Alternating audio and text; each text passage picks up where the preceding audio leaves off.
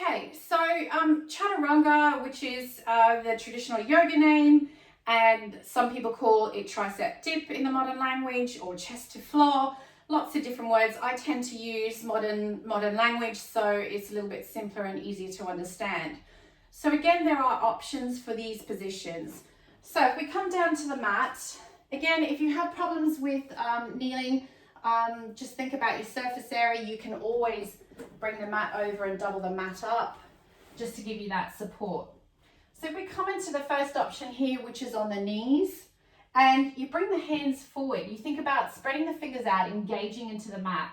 You draw in through the belly, strong active body, and then you come forward. Sometimes what I see happen is the bottom is lifted, and then when people are trying to come down to the floor, it's just so uncomfortable and awkward, and really you're loading in the back and it's not very comfortable. So any plank position on the knees, you want to think about bringing the hips forward, really draw up and engage. So you want to think from knees to your shoulders, one straight line. So you can see my wrist, elbows, shoulders are stacked and they're in a straight line. And what I'm ensuring is that I don't drop the core. Sometimes this happens when the core is maybe disengaged, or maybe we're not thinking about what we're doing. And right now you get a lot of back loading on that.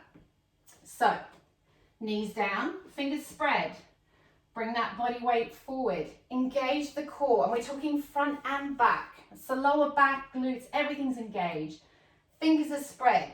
Then we lift up, shoulders back, chest forward. And then we want to think about is the distance. So if your hands are here, it's going to be really hard to come down.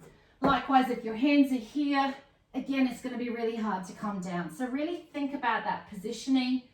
Bring the body forward, activate. We're going to rotate and tuck the forearms.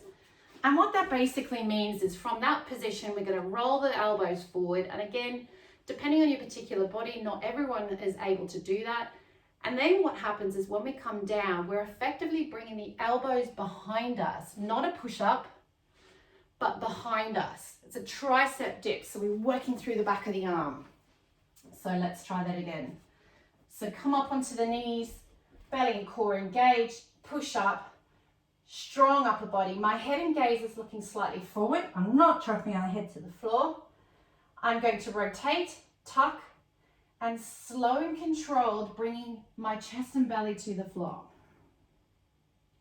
Okay, so we can try that a few times. So if you find that you struggle with wrist strength, if you find you struggle with that upper body strength, this is something that you can practice over time to get a little bit fitter, a little bit stronger, and then you can think about graduating to the toe position and just take your time with it.